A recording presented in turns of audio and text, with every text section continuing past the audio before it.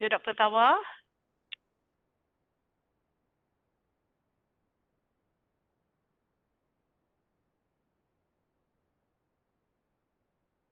Hi, Doctor. Can you hear me? Hello, Doctor. Yes, okay. Can you Okay, hear sure. me now, Doctor? Yeah, can begin already. Can, okay. So, all right, let's begin this. The session is recorded by Kalai here. Okay, so a very good morning to Dr. Tawa, our distinguished speaker for today, and to all the participants who have joined us via online. Thank you very much for joining REWS, Research Enhanced Workshop Series 2024. So this is our second talk from Dr. Tawa that we are actually organizing today. And we are from the School of Computer Sciences, and with me today I have Kalai, and my name is Manmeet. So as usual, I think before we begin, I will just quickly run through a little bit impressive achievement from Dr. Tawa. So if you can see, Dr. Tawa is one of our GOT. Okay, so graduate on time, and he is also running a proofreading consultation company as well. And if you can see his impressive CV, he is also very active in his research with publication in top journals, conferences. He have grants as well that reach millions. And besides that, he also served into consultation with various universities. So I believe that he's not someone that we do not know. We have actually heard from him many times in the social media as well. So and he also won or earned multiple awards, including one of the Malaysian successful people and researcher of the year. So very impressive, Dr. Tawa. Right. So before I pass the session, of course, these are some reminders that we have. But I believe when the class is being handled by Dr. Tawa, he is actually going to manage the whole session. So, Dr. Tawa, are we ready to start off?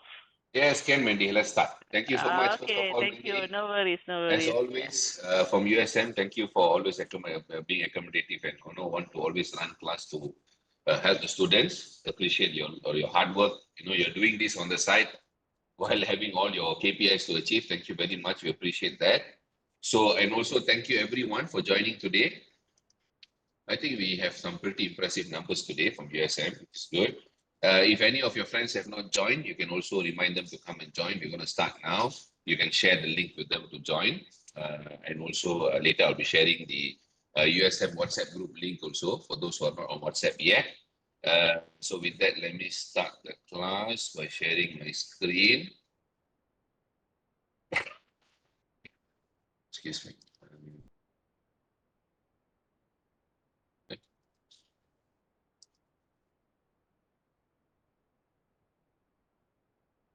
All right, excellent. So let me keep your chat box open at all times. That's important. So let me open up the chat box. Okay, so keep that open. All your quick Q&A will be coming up from there. Okay, so after quite some time, I think we had a couple of months break before we start going on. I never had break, but we are here. So for the second class, so we are looking at Scopus Web of Science journals with AI as your assistant, published before proposal defense. So that's what we're going to talk about today.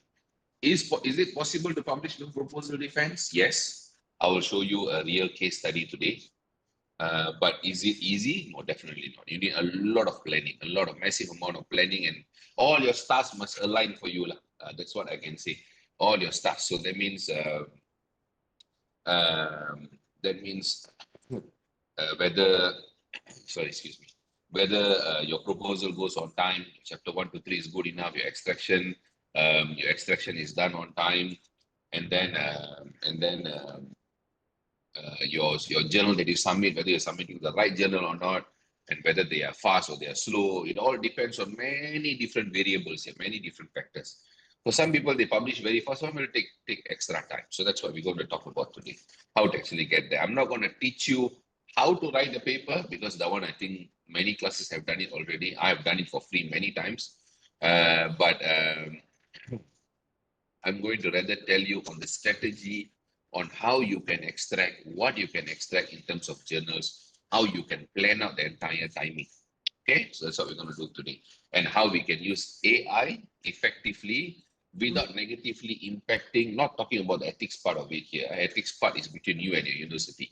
Okay, that you need to, that consciousness is between you and your university, how you're going to manage that, all right? Because the ethical part of AI is still very gray.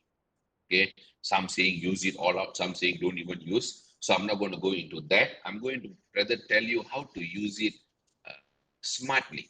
Okay, that's the right word. How to use it intelligently. How to use artificial intelligence intelligently, so that you don't get it wrong. Okay, you get it right. Because you also have to understand that AI, despite the billions of dollars of investment, AI is, especially these large language models, LLM, the ChatGPT, Perplexity, all these are LLMs, okay, large language models. Their duty is to give you a question, whether it's true, whether it's precise, whether it's hallucination, whether it's a complete lie, all that doesn't matter. For it, it has to give you an answer. So that's where your actual intelligence will come in to segregate. Okay, this is right answer. This is not right answer. So I need to throw this. I need to take this only. Okay, so that's where your actual intelligence comes into play. All right, so that's what we're going to talk about today. So I'm going to skip all this. I think Mandy had done it already. So I'm coming from Proofreading by UK PhD. We are based in Cyberjaya, near KL. Excuse me, near KL. We are not in Penang. So at all, if you want to arrange, we have had several students from the north, not particularly USM, but from UUM, from Inti Penang, who came all the way to visit me to discuss and so on. So if you want to come and visit us, please set appointment prior to coming all the way here, because sometimes I'm not around as well. Okay, so with that, this is what we do. We are an ISO certified company. And we are currently present about 34, I think now 36, 37 countries. I'm just too lazy to update this. Sometimes laziness just comes. Okay, then more of no time than being lazy, that's what I would say. And then we have already finished, I think, on more than 38,000, now hitting almost 40,000 documents already. That means we consulted, we proofread, we paraphrased, we designed, we coached, many different kinds of documents, okay? Thesis, proposal, publication, analysis documents, governmental documents, and so on and so forth, okay? So with that, today's class, the last class that we conducted, the first class, we focused entirely on thesis and proposal, and Viva examiner, defense and Viva. So today we're going to skip all of that, we're going to put all of that aside. We're going to dive into publication and thesis to journal conversion. So we're going to change the spec entirely. And how we're going to sort of improve the language as we go. Because publication, the very, very essential part of publication is proofreading. Very, very crucial. So how are we going to get into that also? Okay. So as usual, you need your 100% participation. If you have any questions, anything you want to discuss, anything you want to ask and so on, please kindly ask in the chat box. Don't unmute your mic. Keep your mic muted at all times. I think it's auto muted if I'm not mistaken. Anything you want to ask, you can ask via chat box. So I've skipped all the part where I'll share about the previous classes, all my templates, everything. So if you don't know that I have a lot of free classes, you can comment. I'll show you where to go and find it. Templates, I will show you later as we go. Okay, so that we get more time on the content itself. All right, so we are going to look at what are high impact journals, how to find a journal, types of journal papers, potential extraction of journals from a thesis, extraction processes, cover letter, and send. Very, very crucial for journal submission.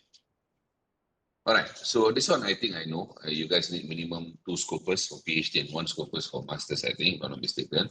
Some faculties requires you to have Web of Science also. Some, not all. So I've answered this question, you can leave it at that. Okay, so now coming to can we publish concept or review paper from chapters 1 to 3? That means before your proposal defense. Because before your proposal defense, you guys, most of you won't be having any form of data. Okay, there won't be you won't be having any data, or any data collection would have been done. Most likely, you'll be building your model, your software, your instrument, your questionnaire, your experimental or your field trial, whatever, depending on your research, labs and so on. Mostly after defense. Mostly. There are some cases you do early, but most of 90% of the time it's after defense. Okay, so from here we are going to look at opportunity to publish. Why we are talking about publish? Okay, firstly, in Malaysia, most universities have requirement. You need to publish 1 or 2 journals so that you can graduate. That is one requirement. Second requirement is, without publication, you cannot justify your PhD. Okay, that is actually I won't say it's an unwritten law. It is a written belief. Okay, a written perception. Okay, a written perception, not rules per se, but written perception. Because if whatever you do in your thesis, masters or PhD, masters is still okay, but nowadays masters they're publishing a lot of papers, so the times are changing lah. PhD especially, if you don't have publication, the perception will be very, very, very negative towards your thesis. Very, very negative. All right, that means your paper, whatever you have done in terms of findings are not eligible, or never got through a peer review process. Publication journal, usually they go through peer review process. That means your work is so weak that you cannot go through peer review process. That's why when I was doing my PhD in the UK, they encouraged to publish a lot. Okay, like I published 12 papers in my PhD. That strengthened and changed the entire perception during my Viva. Okay, it was more of discussion than, the examiner trying to see whether I know what I'm doing. They won't go into that anymore. They definitely know I know what I'm doing based on my papers, just that they will sort of verify why you do this like this, why you never do like that. The discussion will change. But if you go with your thesis with very little publication, maybe 1 or maybe 2 only, you don't have more than that, which is just meeting requirement, or you don't have publication at all, the perception will completely change. Okay, no matter how strong your thesis can be. So always keep that in mind. Publication is very, very important because it creates a different perception for your thesis. Now, on that note, we have 2 good examples here. Both also coming from chapters 1 to 3. Both of them are my clients, and both are from different countries. Okay. So Nasir here is from Warwick, is in the UK, public health guy. We've been consulting him since 2021. I think, I'm not mistaken. 21 or 22? I think since 22. Okay, I'm not mistaken. So after coaching is chapters 1 to 3, this is topic. Then we and Nasir, we discussed, we consulted to extract 2 different papers. One is concept paper, which is also in medical area is known as protocol paper. Okay, in medical area, they call it protocol paper. In social science or any other areas, business, engineering, computer science, they call it concept paper. And then we did we looked into another SLR paper as well. Okay, so this is the protocol paper. This is the what do you call that, acceptance lah. This is the actual paper. The actual paper is here.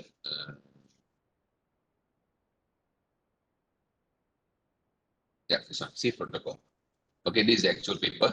Okay, patient stakeholders' perspective regarding the privacy, security, confidentiality of data collected by mobile health apps in Saudi Arabia. Protocol of mixed method study. So this is the protocol paper. So as soon as he finishes chapter 1 to 3, finish this paper, and then I think within 6 months the paper was accepted. Yeah, 6 months only. This is the fastest lah. It is the fastest I've seen. Q2, not the fastest, one among the fastest I've seen. Q2 impact factor 1.7, and it's a Web of Science journal, not just Scopus. It's Web of Science. Conceptual review, medical area, 3 revisions done, only 1 submission, single submission only. So this is a very good example to look at. If you need a sample paper of this, you can let me know later. Towards the end of the class, I will try to share. Okay. So this is a very good example to look at. But I can tell you, and I can 90% of the time I can guarantee you, this won't be the case for everyone. This is a very, very well-written paper, very good topic, right at the time and event for the journal, which will review fast. Not like MDPI, this is not that bad. This is actual journal that publishes very, very good journals from Canada. So everything aligned very well. You finish within 6 months, done. But it's SLR paper, which is this. This is SLR paper. This one took time. This one took, I think, almost 11 months, if I'm not mistaken. Systematic review, that one took time. But that one impact factor is even higher. That one, I think, 3+ or 4+ impact factor. Okay, so these are good examples, positive examples that you can take as aspiration. So you can push yourself. Now, on the other hand, we have this paper from Malaysia, from Datin Ellis, a very good friend of mine, which is focusing on conceptual framework of executive coaching in family business succession planning, the Malaysian context. Okay, from Taylor's. She also, we coached chapters 1 to 3.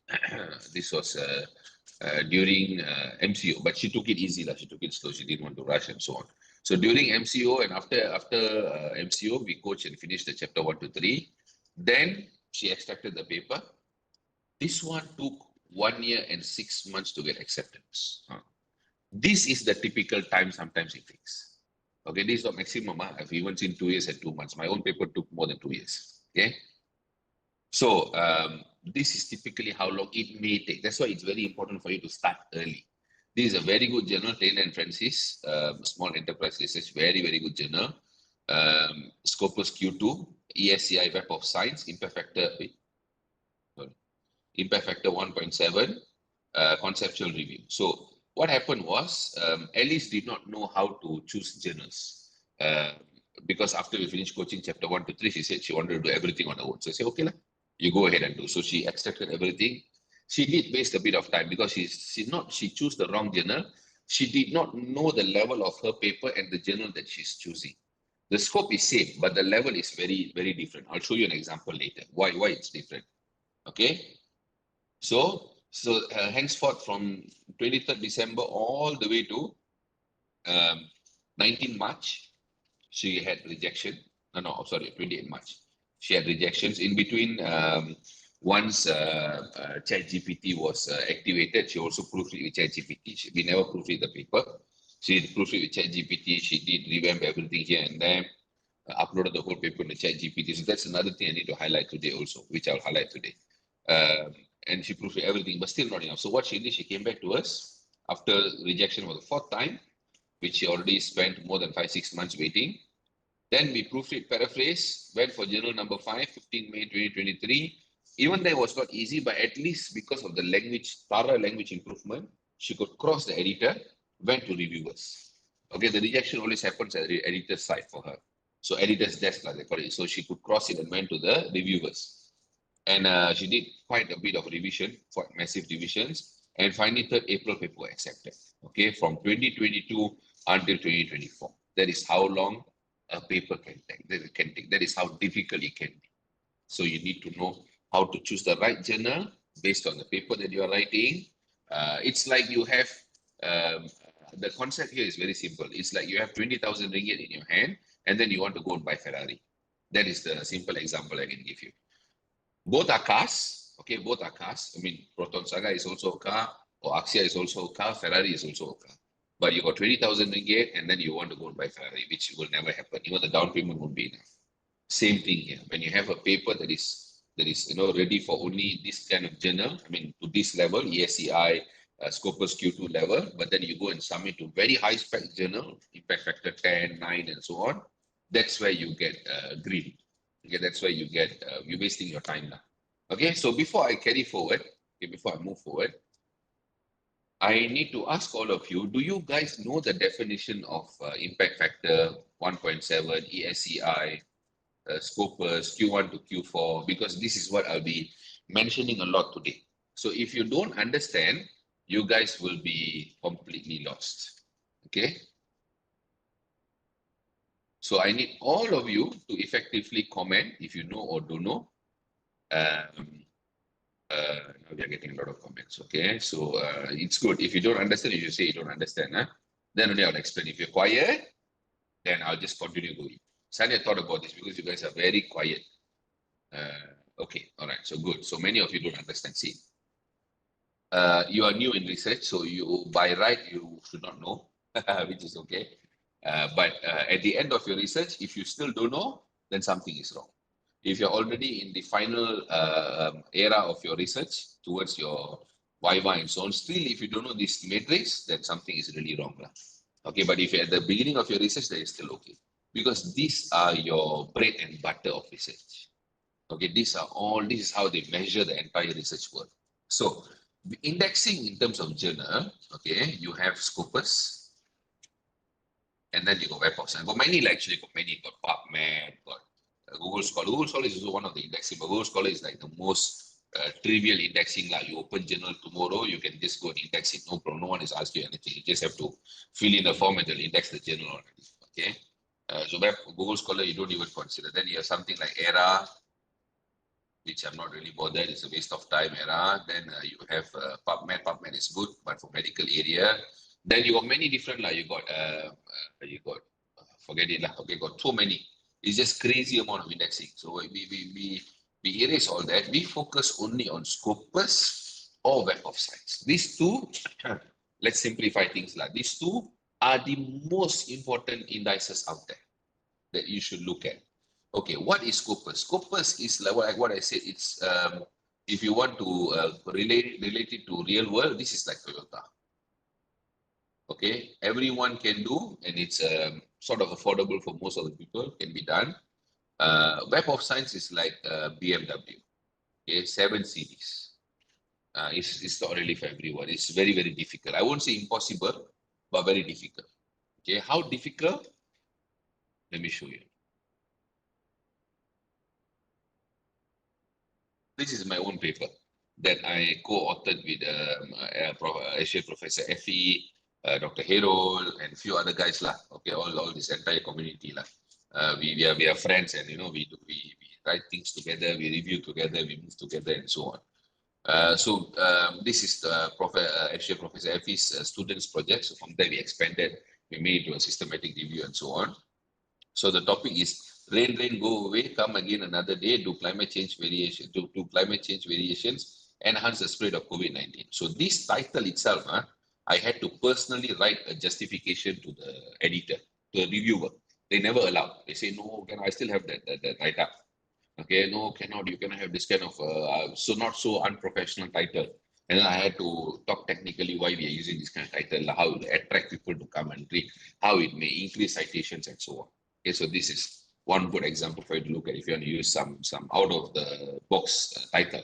Okay, how long did it took us to get this paper published? Okay, so basically it took us.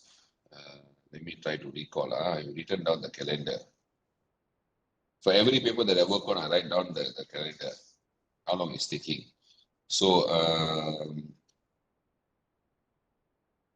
we started in towards the end of 2022 and only got accepted April 2024 or published April 2024.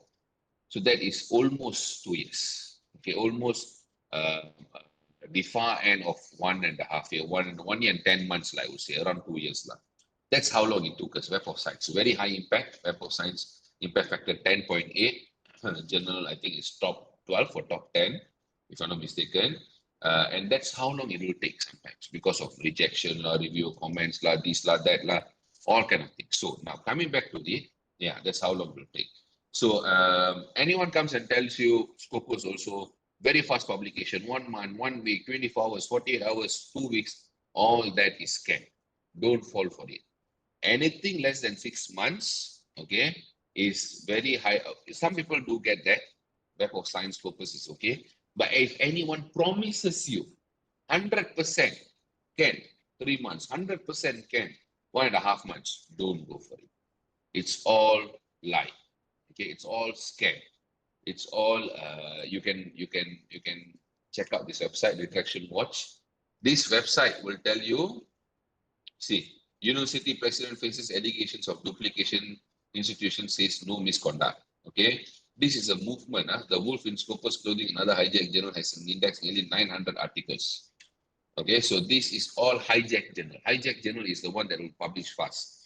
they will create a website that looks exactly like the journal you want to submit to.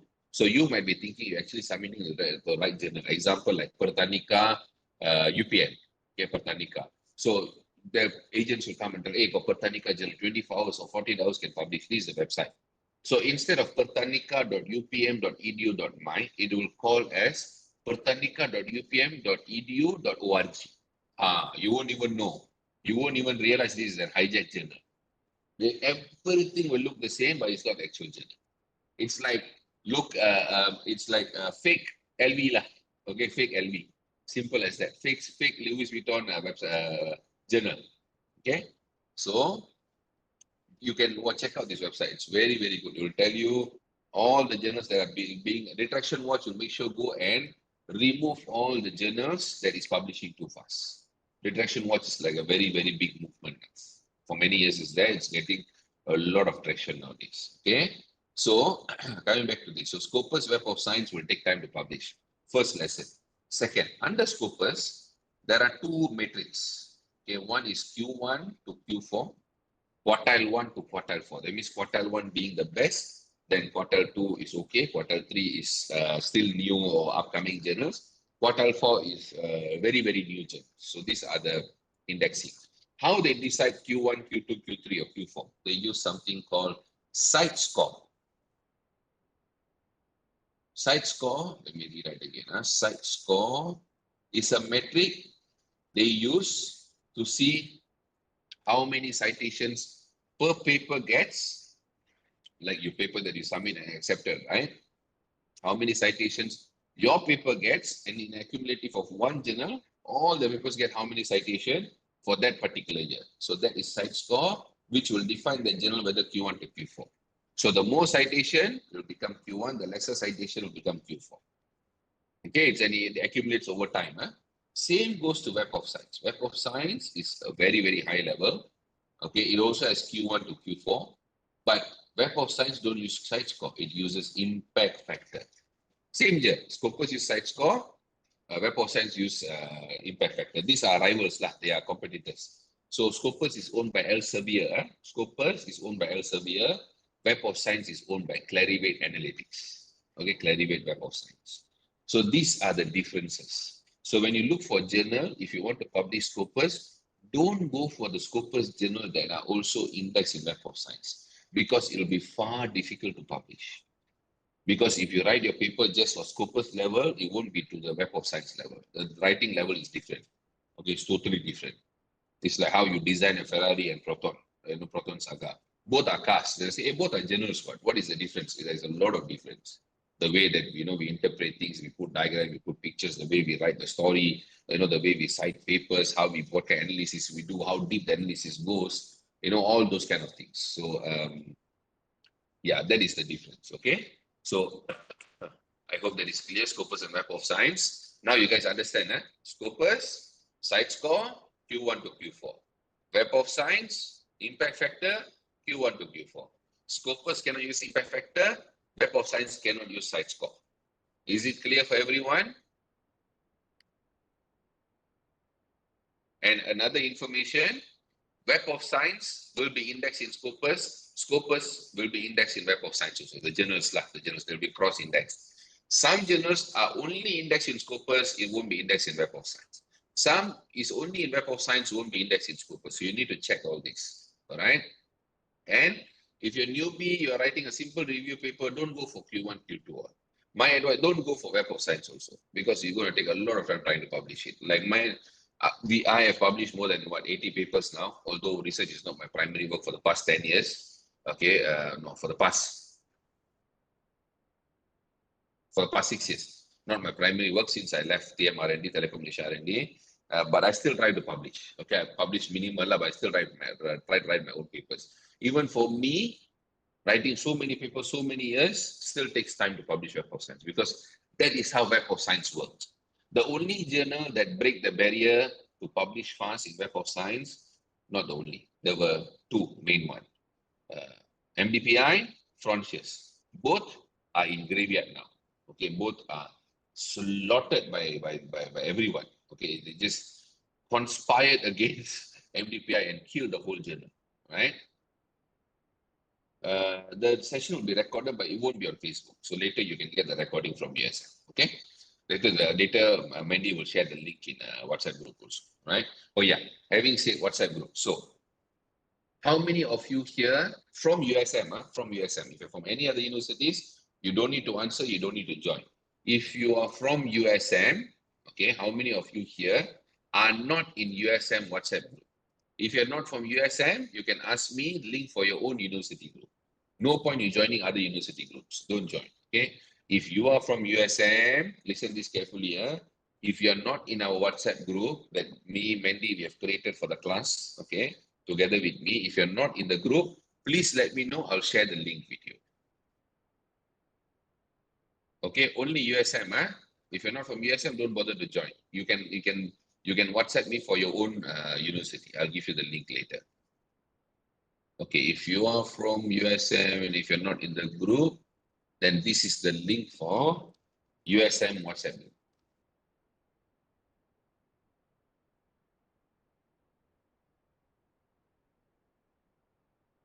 I've shared already. Okay, I've shared already.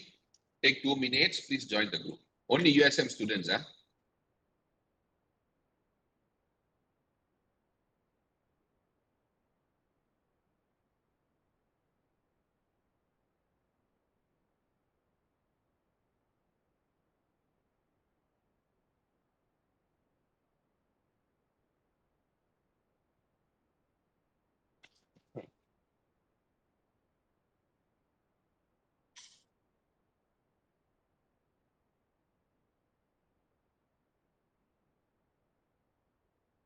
I'll allow all of you to join first.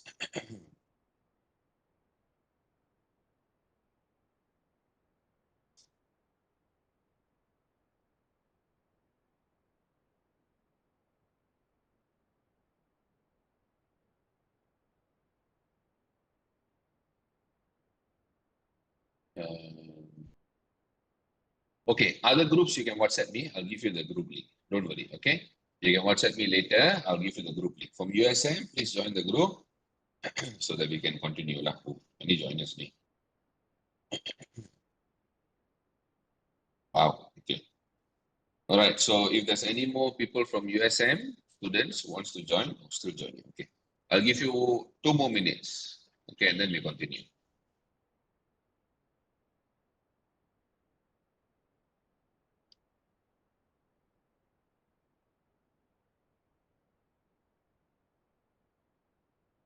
Donia Karba, actually, you should never submit a paper without proofreading. Okay, because when you submit, the assumption is you already proofread your paper. Okay, they cannot ask you to proofread first and submit because that will be biased, so they won't tell you. Most of the time, they'll reject at the editor's desk itself. At the end, before they publish the final version, after they do all the proofing, they have to proofread again. They'll ask you to check again overall because they have done many corrections, right? So sometimes they'll ask you to, can you please go check all the corrections, make all the corrections. No, I mean, you have made all the corrections. Please make sure you proofread everything again before you submit again.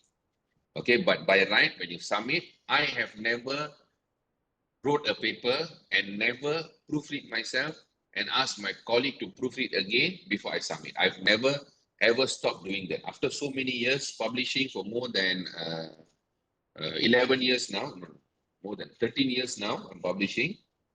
I have never submitted a paper without my own proofreading and my my colleagues proofreading. Thank you. So for those who are not from USM, as what I've mentioned, you can WhatsApp me. I'll give you the link for your own university. If I have the group, I'll definitely give it to you. Okay. If you don't have any university, I'll give you another group, then you can go and join that. Okay. All right. Okay, so I think all done, but still before joining, but now I think we'll continue. Don't want to spend more time here. Okay, so everything is clear. So everyone knows what is Scopus, what is Web of Science, what is impact factor, what is site score, and what is Q1 to Q4. Very clear already now. So, okay, very good.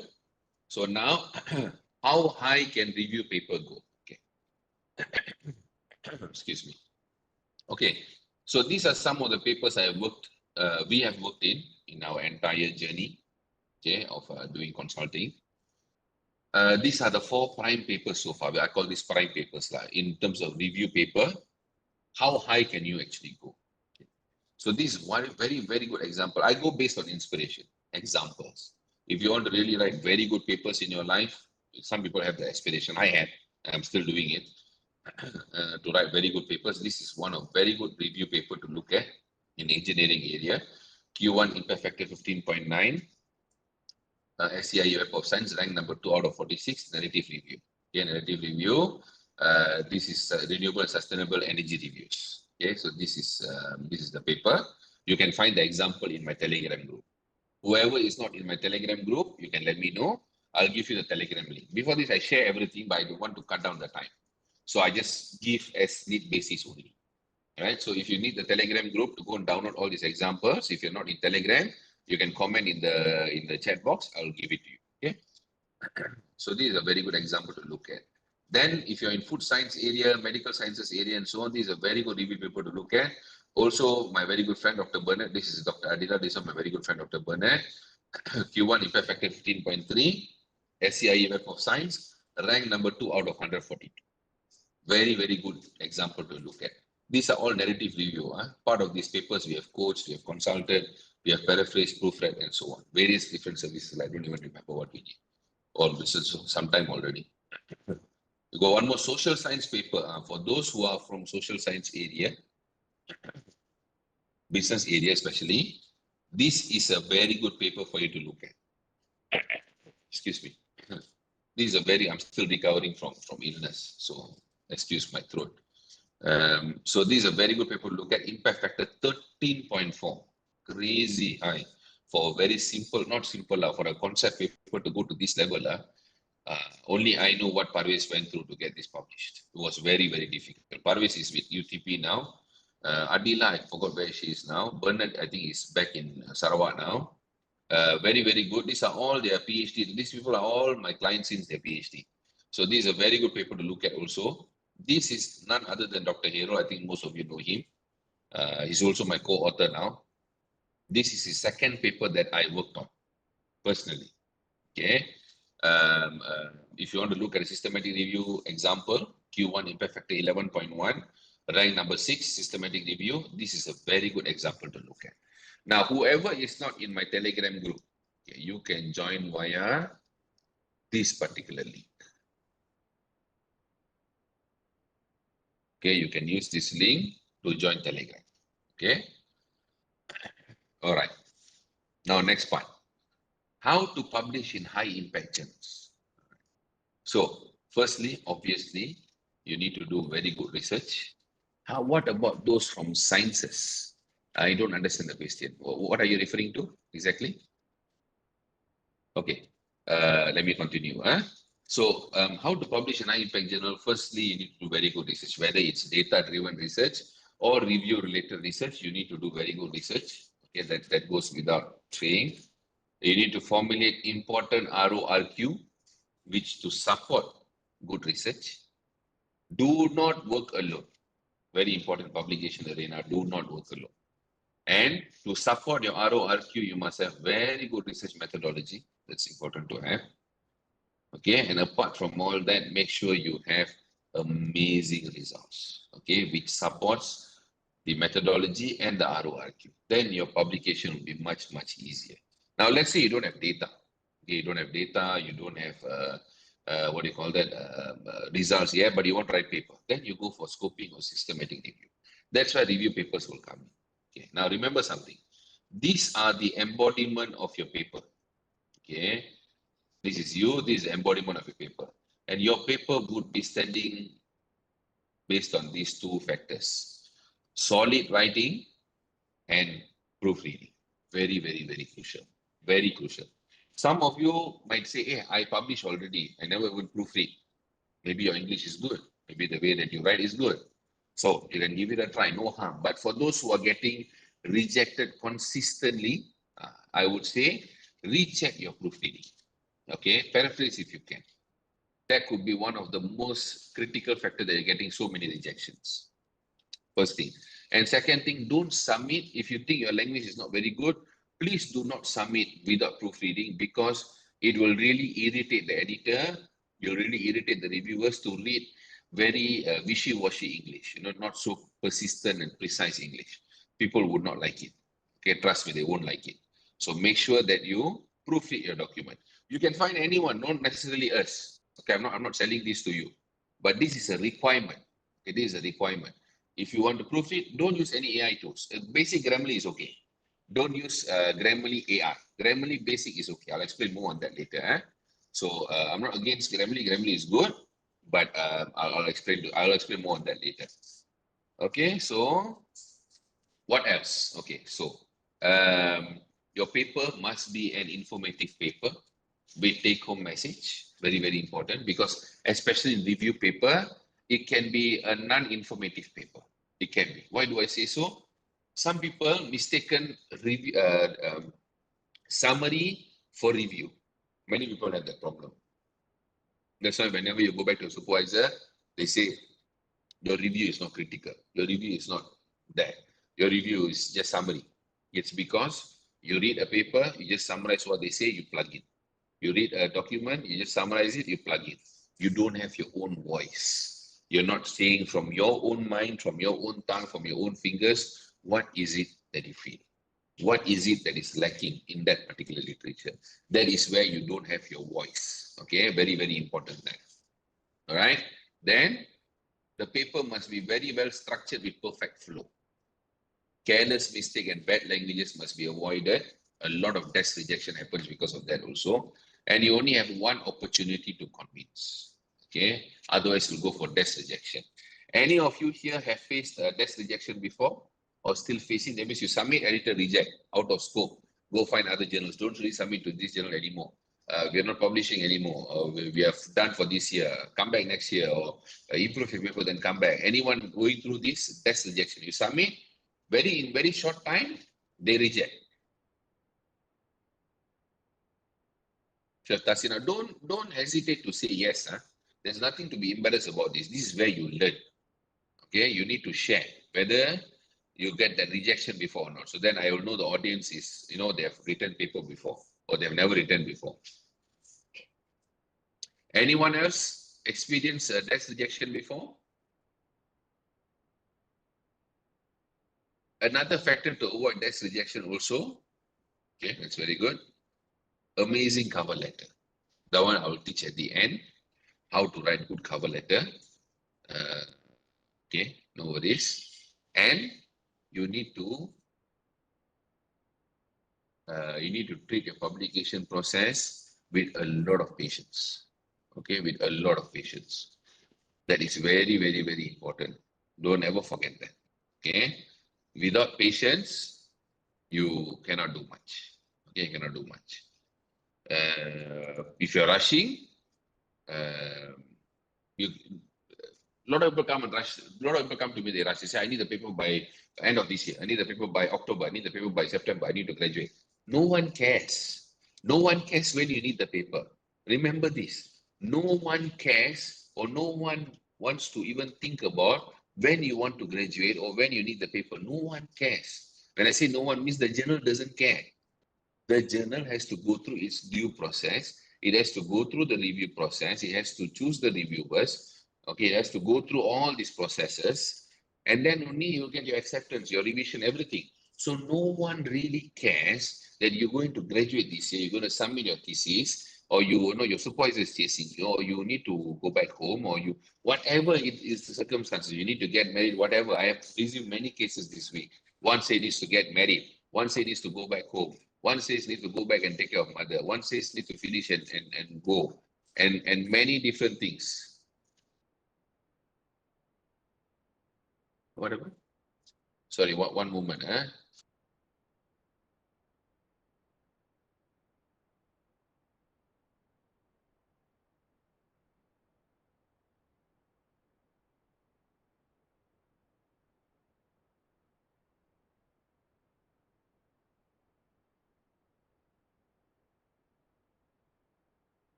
Sorry, people honking here non-stop because of double parking.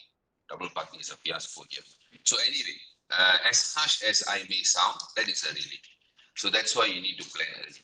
Journal is the only body, is the only, I would say, body. Journal is the only body that never care what a student thinks or what a university thinks or what a lecturer supervisor. They don't care. Remember this always. They don't care. Because they are the king of academia. Remember this, not university. In research world, not university, not funding body, not anyone. The king of academia are journal owners. Okay, journal owners owns everything. Taylor Francis, Elsevier, IEEE, Sage, all these people. They run the academia world. Okay, they define what is going on. So you cannot come and dictate, I need the paper by 1 month, I need the paper by 3 months. No way, it won't work. Remember this, always remember this. Anyone tells you a firm date can be published, can be accepted, won't work. I tried before already. I failed miserably. Okay, I tried to talk to many different people, see whether there's a shortcut for this or not, whether there's a network connection for this or not. End of end of the day, it's all dead. Okay, don't waste your time, don't waste your money. Okay. Okay, so now this is the entire process of review. Let me go through this very quickly. You think once you finish, not you lah, many of us think that our thought process, once we finish the article, we give to the journal will take it, journal will say, oh, thank you very much, you are the best in the world, and then accept it. No, it doesn't work that way. Okay, they don't care who you are. It's even worse if you come from Asian countries because they're going to reject you at the first glance because their perception, the moment they get your paper, your English is not good. This is the negative, I would say, hypocrisy of journal world. Okay, they always think that people in this segment, this part of the world, we are still living in caves. That's what people over there are thinking. Trust me, I've been there and I came back here.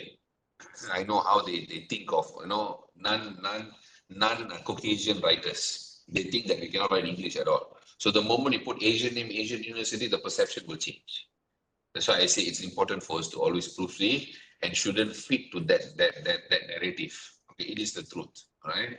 So the desk rejection is way more higher for us. Even within the UK, when I submit paper, if the paper doesn't come from Cambridge, Oxford, Imperial College, London School of Economics, LSE, Edinburgh University, Warwick University, these kind of top universities, the desk rejection is way higher. Okay. Shashi Tadrol. Okay, I don't know who is that, but anyway, I'll check out who's that person. All right. So same goes to US. If you come from Stanford, you come from Georgia Tech, you come from MIT, Harvard, George Washington, these kind of top universities, your review process is much easier compared to the normal universities. All right. And so this is all politics. This is how journal works. All right. So once you submit here, you are no one. They're not going to accept your paper as it is. They're going to make your life a struggle. That is 95% of the time. Only 5% of the time you'll escape all this, right? So from here, the article will be assessed. From this step onwards, all this is general internal process, which you won't know. You always wonder why the hell it's taking so long, right? It's because of all this. They have to find reviewers, send to reviewers. First, they'll reject at the editor's desk for some reason. They cannot reject. They go to, they find reviewers. And then reviewer will give feedback. Reviewer don't want to do, they find new reviewers, all go blah, blah, blah, blah, blah, blah, blah, blah.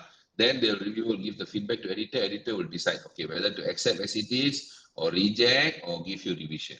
Usually, it's one of these three lah. Okay, this one only 0.00001% of the chance you'll get direct acceptance.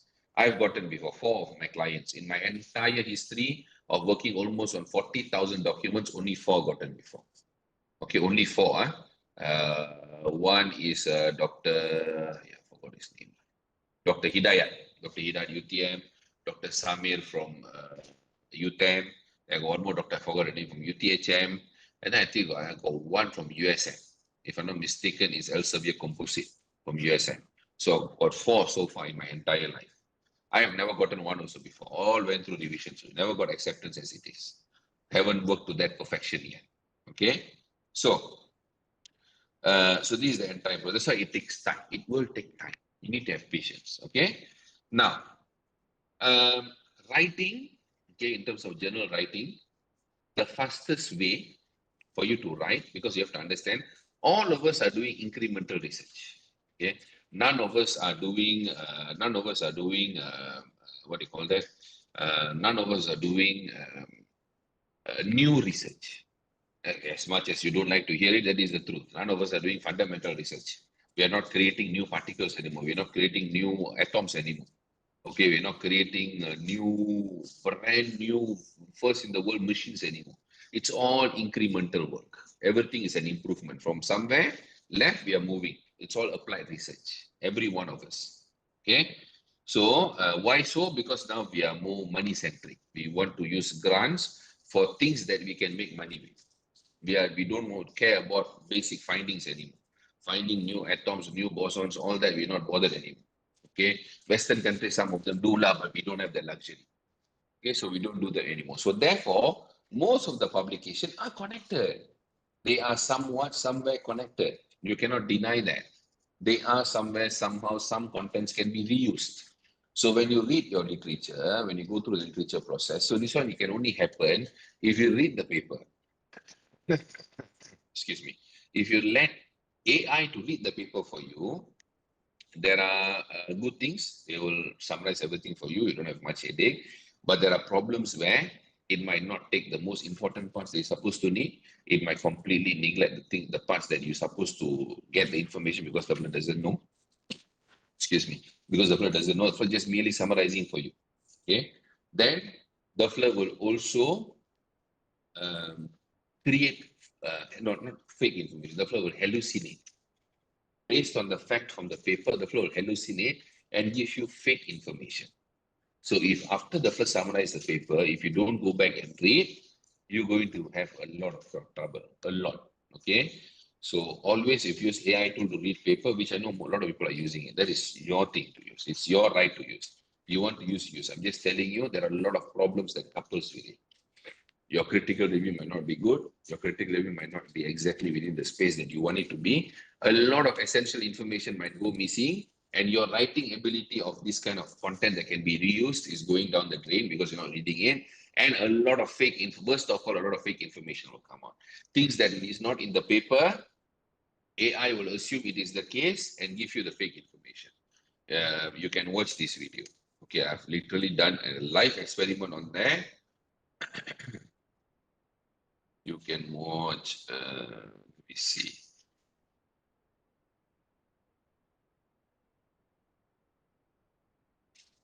Yeah.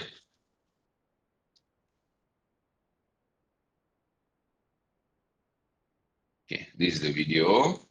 You can watch how AI can hallucinate while reading a paper. I've done real experiments for you.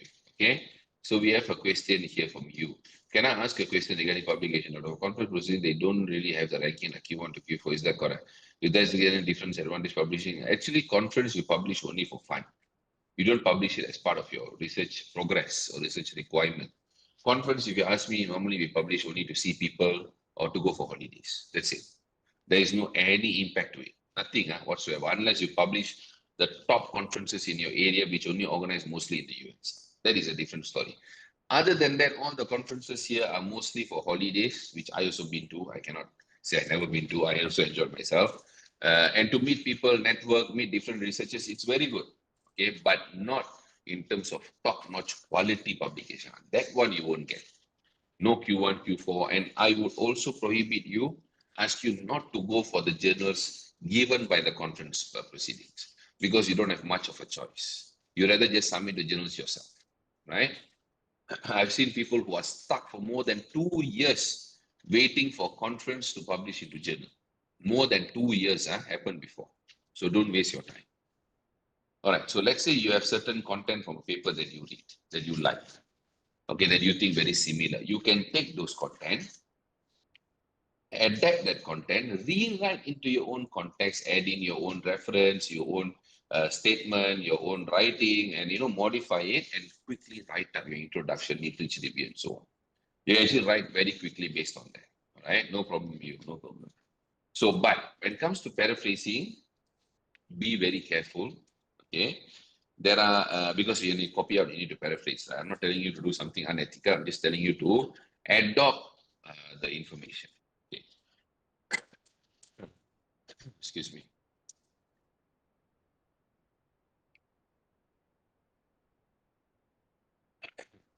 So what I'm asking you to do is, this is a very good example to look at. This is from USM thesis. This is USM's own thesis, one of my very, very old clients. Okay. Because USM has a policy, when you submit the thesis, the thesis will be stored in repository. It will be stored in repository before the Viva and so on. Okay, so when you start extracting papers after submission to university, it will be stuck in repository, so you cannot simply reproduce. You cannot simply reproduce, you need to paraphrase. So when the student used Quillbot to paraphrase, it became a disaster. How of a disaster? Yellow color is all bad structure and grammar. This is just one paragraph. All this fiasco took place. Okay, but that's okay. Yellow, the grammar is not a big deal. You can redo easily. But red color is total change of context. Okay, this is red color. Red color is all total change of context. This is where things get very dangerous. If you don't recheck, all this context change will be very, very dangerous. And this is Quillbot. Okay, if you don't believe me, you do and you recheck. Some people, they use Quillbot, they read back, they change. That is okay. That is not bad. But don't just take plug and play. It doesn't work. You need to still do your work, right? So this is what I did for the student after that. From 100%, it just went down to 20% without change of a context. But for Quillbot, from 100%, it only went down to 61% for this particular paragraph. And that is the amount of damage it did. And that is only 61%. That is the difference. So moral of story here, don't send to me. Do it yourself. Learn how to paraphrase yourself. It is a tool that will come with you forever. I know it's very, very mafan, very, very, what to say, what is the right word? Very, very difficult to do. Okay, very, very irritating work to do, but it is what it is. All right. Now, this is the first problem, context. You need to always check context, even if you use AI tool or anything. If the flow paraphrase for you, you need to check back the context. Second problem is turning in AI. This is a new problem. Appeared since last year, April, and only getting more powerful. And Turnitin AI is available in all universities. You don't see Turnitin AI doesn't mean Turnitin AI is not there. This is the tricky part. You see this one here, this segment here, this symbol here, AI. We used to only see this. For many years now, we only see this, Turnitin. This is a new add-on since last year, April. I believe most of you already know this. But some of you might think that your university don't have Turnitin AI because you don't see this. But the trick is there. Student cannot see. That's what Turnitin had done. I don't know why they did that. Be very, very cheeky of Turnitin. But they have hide this from students. Only instructor account, library account, administrator. Library is usually administrator. Only administrator account, instructor account can see AI. Student account cannot see. So for you to verify, you can take your supervisor's login and password. If he gives you, he or she, then you scan. You will see this. Okay, you will see this. Now, Quillbot, ChatGPT, Perplexity, Jenny AI, EdiGPT, InstaText, Grammarly AI, any of it you use to rewrite entirely, your Turnitin AI will go up. Okay, simple example. First one, 100% Turnitin AI. I use Quillbot. Okay, number two, I use Quillbot to fully paraphrase premium Quillbot. Number three, I scan back from 100% went down to 89% only. Okay, then what I did, I thought maybe we can run a few more rounds. So I ran a few more rounds. I went back again, number four. Now I switch to level 3. I paraphrase again. Okay. Scan again from 89, it went back to 94. The more you increase the AI, the more higher the 18 AI percentage will go up, because it's the string, how the word is constructed between a sentence and a paragraph. How are the wordings being constructed? Okay, that's how it works. So for you to see real life experiment, you can watch my TikTok videos. I've done several videos here. How to use Turnitin. Okay, very important. Don't buy Turnitin for Shopee. Very, very dangerous. Be very, very careful. That's the video is all about. And then Then you have a whole bunch of playlists here. So I forgot my playlist here. This one. Okay. This has all the videos that you need for you to run the experiment yourself. Okay. So that is the problem with training AI. You might think, I got hex AI, I got undetectable AI, the flow humanize everything. No, you cannot. Try it already. You watch the video. Tried everything already. As a matter of fact, hex AI and undetectable AI already approached me to do videos for them, to be their sort of influencer marketer here. I don't want, because it won't work. I don't want to promote something that doesn't work. It will spoil my name. Okay, so it won't work. They are willing to pay me, I think, up to 1,500 USD per video easily. Don't want. Okay, so be very, very careful. Right. Then, last but not least, problem number 3, document storage. When you upload your document into AI tools for the flood to paraphrase, for the flood to proofread, and so on, read this particular part. It's important to keep in mind that LLMs cannot come up with new ideas, reason, or use logic. The AI used in LLM algorithms simply predicts the next word most suited in a sentence. It is not giving you a new idea, You guys might be thinking of giving you a new idea. The flow not giving you a new idea. The flow is literally frying the same noodle back for you in a different way, in a different flavor, but it's the same freaking noodle. It's not giving you new ideas. It is not. Okay. It's just rewriting and presenting in a new dish. That's it. So it cannot, this is a blog, okay, a website created to raise awareness for AI usage in academia. A very, very strong website. So LLMs means large language models cannot come up with new ideas, reason, or use logic. Cannot. Okay. So the AI used in LLM algorithm simply predicts the next word most suited in a sentence. When you ask a question, the flow tell, okay, I got all this set of answers, petabyte of data. Let me take whatever answers that I feel can answer this. That's why a lot of information become fake, become hallucination. That's why hallucinate. They will take. They will say, hey, suddenly I got this one void, one space I cannot answer. Never mind. I take this, I redo this. Okay, finish. Bungkus, I said. That's what happens. That's where hallucination takes place. This prediction is based on the text that was used to train it. So using ChatGPT in a scientific writing poses the very real risk that text similar to what LLM is giving you has been already written somewhere by someone. Remember this, huh? So what happens if you upload your writing, your thesis, your proposal, your paper onto AI tool? Lian Go Hua, can you please mute your mic? Can I mute him? No, I cannot mute him. Lian Go Hua, please mute your mic.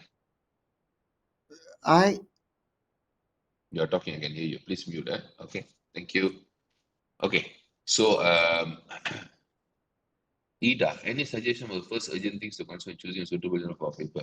Is the topic of our research, the type of paper, the target publication? I'll explain to you later. That is something I'm going to explain to you with AI tool as well. Okay, so let me ask you a question. When you upload your document onto AI tool, ChatGPT, Perplexity, Google Bard, whatever lah, okay? Now is Vijay. Vijay, can you mute your mic, Vijay, please? Thank you. Do you think the flood store your document or not? The flood store your writing or not? Answer me this question. Do you think the flood store or not?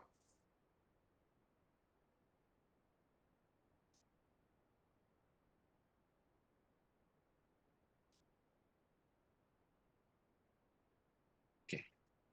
Most of you say yes. All right. Storing, yeah, they have to train. It is their DNA. Okay, they have to store. The only problem, okay, it's okay if they store. Everyone is storing our data nowadays anyway. Everything is storing our data. From Facebook to TikTok to your credit card to everything they know more about you than you know yourself. Right? They know more about you than you know yourself. So that's okay. But the only problem is when they give your information to others. That's what you don't want. Right? What happens is whatever information you share, your RO, your RQ, your framework, your variable, your theory, for this study, this particular theory you're using. The flow will learn everything from this. And the flow can just use your information, rewrite it and give it to someone else. So let's say you're writing a proposal. You are 3 months into your research, and then comes along another guy, okay, another person, another researcher who does something similar to you but don't know you. And the flow come to say, now you upload, you proofread, ready, you're going to submit for proposal defense. Now another abang comes along, he asks, I want to do a journal. This topic, give me RORQ. I need to do this. Then the flow gives you, oh, this topic, this RQ, this topic, this RQ. Within the subtopics, the flow give you chat GPT or any tool, all this RQ. Let's say the flow pick up your RQ, design the framework, goes out to collect data, comes back, publish the paper before you go for your Viva. What will happen to you? How are you going to defend you? You cannot tell the flood took it from ChatGPT. No one is going to trust you because there is no evidence to show it, but that would be the case. Okay, so you are literally uploading your document and opening up space to basically let others copy yourself with the least effort. It will give you, I'll show you today. I will show you today real life experiment whether people can get your information or not. Not others copy. Your AI tool will give it to them. They don't need to copy. There is no copy because you have already uploaded into AI. You have openly given your information to AI platform.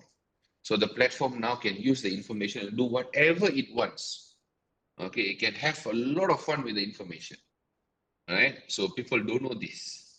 They go and upload everything, upload. So my advice to all of you, use AI only one way. Download only. Take information. Don't give. I'm not asking you to stop using it. Use it one way only. Don't upload. Don't put your document into the platform, especially your RORQ, your background writing, your problem statement, your literature review, your framework, your methodology, your sample sizing, instrument where you adapted from, what model you're using, your algorithm flow chart, all that don't upload into any AI platform. You don't know what is the other side people are prompting, what answers they are seeking for, and if your answers is being used by the other person or not. You want to take the risk, you take. Okay, but I'm going to show you how much of risk you're going to take. Okay, so this one I explained to you already. So this one we can skip. Now, how to find a journal? Okay, so technique number one is very easy. Whatever topic you're working on, you go to Elsevier website, you go to YD website, you go to Taylor Francis and so on. They got journal suggester. You can put in all the information. The flow will give you a potential journal for you to submit to. So that is technique number one. Then you got technique number two. Okay. Technique number two is something called forward and backward snowballing. Okay, forward and backward snowballing. Under backward snowballing, okay, let me show you a real example. Easier for us all to understand. Let's go back to Alice paper. Alice paper is a very good example to look at. So backward snowballing. Let's say now you're writing a paper and one of your primary citation is Alice paper. One of your primary citation. So from this paper, you want to do backward snowballing. That means you want to see where can I submit my journal? Where can I submit my paper? So you go down. Okay. You look at all these references. These are the journals that you can try and submit. This is what we call backward snowballing. All these journals are potential areas you can submit your paper to because they are cited in the paper that you have cited. So that means they might be somewhat related to your own paper as well. So you can definitely look into these journals, okay, all these journals. So this is what we call backward snowballing. Now, since Alice paper is new, we don't take Alice paper for forward snowballing. We take a pretty slightly old paper. We take this. Okay, we take this topic. We take this topic. We go to Google Scholar.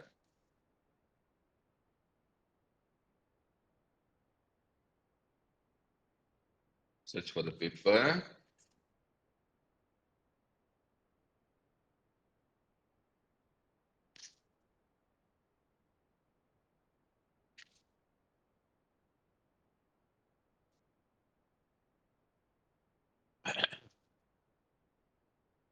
Search for the paper, and then from here, we do forward snowballing. So this is the paper. Click here. Okay, what is this? This is cited by 40. That means this journal published in 2016 until now, 40 papers have cited this journal. So these 40 papers are in the future between 2016 to now. Okay, this what? 8 years, 9 years.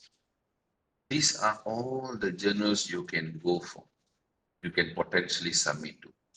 This is how you can look for potential journals that you can actually seek for publication. All right, these are all the journals. Okay, so that's how it works. I hope it is clear now. That is backward forward snowballing. Now, going to finding journal with AI tool. Okay, now you're going to find some of the important answers. Okay, let's go to ChatGPT.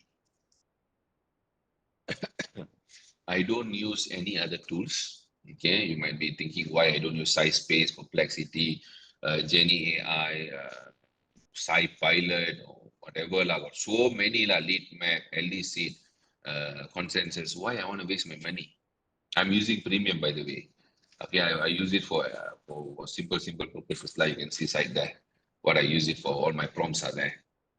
Okay, so why would I want to use something that is not really well known or well proven versus an AI tool that is designed by Microsoft? I get what do you call that? I get influencer package from Jenny AI. They want me to promote it. I get it from Undetectable AI. They want me to promote it. They are X AI. I get from Perplexity. Perplexity is a very big company, so it's an Amazon funded company. Then I get from SciSpace. I get from LeadMap. All these, I don't find them awesome. Okay, they have a lot of hallucination problem, worse than ChatGPT. ChatGPT also hallucinates. I'm not saying it doesn't. Okay, it hallucinates a lot. But at least this, I find you can do a lot of things with it. And you just pay one platform. You don't need to pay so many platforms. So don't waste your time trying to figure out, listen to this guy, this guy, that guy, use this for a while. After 1 month, use that. After 1 month, use this. You don't even know which one is correct, which one is right after that. Because you ask here one question, you get one answer. You go to Jenny AI, you'll get different answer. You go Perplexity, you'll get completely different answer. So don't waste your time. Don't confuse your already confused life. That's what I will say. Okay. As harsh as it may sound, again, if you're into AI, don't complicate and confuse your already confused and complicated life. Just stick to the one that it has the most investment in the world, OpenAI, which follows ChatGPT. I get zero money for promoting this software because it already has its own credibility. I don't need to explain so much. But yet it has a lot of hallucination problem, which you need to be very, very careful. Stop wasting time on listening to these people, that people, these people, the flow promo, this. They all make money. Okay, I make zero money from this. I don't want to make money from this because they are not well proven. I don't want free money from this because I don't want to give a tool and then you go and use the information, you upload your document, the flag gets stored or the flag gives you fake information, you use it. And then one day you might tell someone, Dr. Tawa is the one who gave me this software and I use it and it went down the drain. I don't ever want that. Okay. So that's why if you want to use, stick to this. This is fair tool. You can do a lot of things. You can even do literature matrix with this. See, I show you. I'm doing a video on that. See, literature matrix. See, you can even do literature matrix. Got a lot of hallucination. I need to really check and redo a lot of things, but at least you got a base. You need to prompt it very well. You see, this one I'm working on it now. Literature matrix. You can do, you don't need lead map, you don't need size space, you don't need any of it. You can just do it here. I just pay one fee only. Why you want to pay so many people, so many licenses? Okay. Yes, I know you can get from Shopee and so on, but sometimes it doesn't last very long. And then all your prompting will go away. This one is important. This prompting here, this record here is very, very important. You must have this record. Then you can follow through what you have done so far. I'm not telling this is perfect. A lot of hallucination. Example, this literature matrix, this paper was not even published in 2020. This key findings is not even true. Okay, all this is fake. So what I do after I get all this, I go and do my own research. I go and read my own self. I just look at what is going on and so on. I don't 100% rely on it. Okay, that's how you must always understand artificial intelligence. not actually intelligent. You are actually intelligent. This is artificially intelligent. Always know the differences. All right. You need to be smarter than this fella, then only you should use the fella. If you're not as smart as this fella, don't use the fella. Because you don't know the fella giving you wrong information or fake information. Okay? All right. So this one is for another class. Now coming back to this. Okay. So now I want to use AI tool to find a journal form. Okay, I want to do that now. So from this, uh, I asked the fella, do you think it's a good idea? Let me close this. Okay. Do you think it's a good idea to publish journal during PhD? So I'm like, why the hell am I asking this? This is what I call as funnel prompting. Broad and narrow down. Okay. Why? Because I want to get the first right attention at the right spot. And from there, I ask all the relevant questions I want to ask. Okay. So from here, the fellow, oh yeah, publishing journal, very good, very beneficial PhD. The fellow give all this good thing, which I know, I don't really care. Now, then when I ask, so if I'm writing a paper on executive coaching in family business, succession planning, where can I publish it? Okay, so ask the this question. So if I'm writing a paper on executive coaching in family business succession planning, where can I publish it? Then the give me the journals. Family business review, journal of business venturing, journal of small business management, journal, all these things. This is exactly what Alice did also. Okay, I just did a podcast with Alice. I did exactly what she did. And the first journal she submitted was family business review. And she got rejected. Okay, why? Family Business Review, Sage Journal, impact factor 9.9, 11.7. That is crazy high. It is too high. A concept paper to this level without systematic review, this is not systematic review. A paper here, this is not a systematic review. It's a normal conceptual narrative review paper. It will take ages for you to publish this in Web of Science. Okay, it won't work. So this is where you need to know how to distinguish. Can I go for this or not? Now I already teach you, you know already. So you don't waste your time submitting to very high impact journal and then get rejected after 2-3 months. You'll be like, why they rejected? They definitely will reject because your paper is not to that level. Okay, let me show you a simple example. This is Alice paper. Okay, look at this paper. Okay, let's look at the overview only. This is meant for Scopus. That's all you get from Scopus. Okay. You see my paper, Web of Science. Even then, this one took more than 2 years. So almost 2 years. Look at this. This is Web of Science. Look at this. Systematic review. Look at that. Look at the context, how we explain things. Look at that. Look at that. Review paper also got graph. Look at that. Look at that. So if we go different level to write for Web of Science to that kind of impact factor. Mine was 10.8 impact factor. So from this, we know this is not what you want. Yes, it is related, but like I said, Proton Saga or Ferrari, which one you're looking at? How much money you have? Your paper is your money. If you have a paper that level, money for Ferrari, then you submit lah. No problem. But no, you're very new, you think your paper is still very basic, then don't waste your time with this. Okay? Then Journal of Business Venturing. Okay, this is Journal of Business Venturing. Elsevier Journal, Science Direct, impact factor 7.7. How you also Web of Science Q1? Cannot. No way. So what I do? But this is my mistake because I never specify what I want. So now I go and specify. Now I tell the ones shared above seems to be very high impact. Do you have any journals index in Scopus only? See, I'm very specific, Scopus only. Then the fellow give me all these lists lah. Okay, Journal of Family Business Strategy. I open Journal of Family Business Strategy, 9.5 impact factor. So, is this journal Scopus only? Can anyone tell me?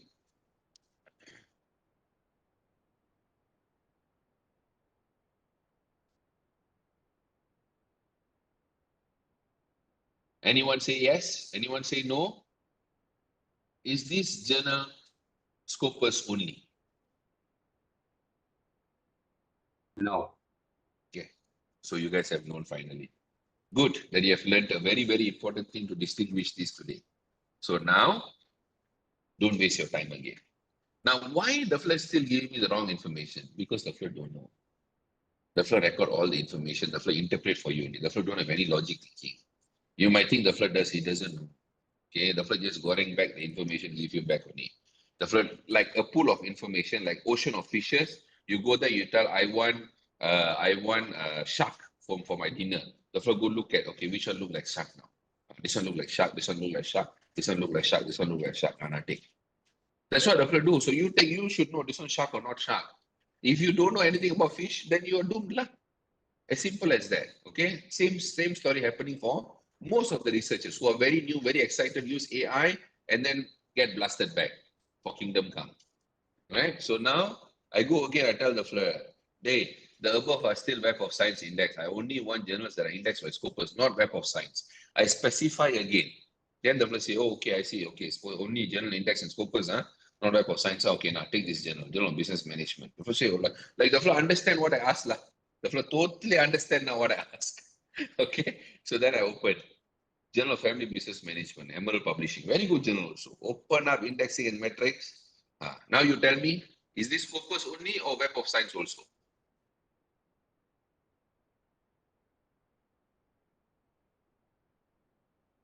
Read properly.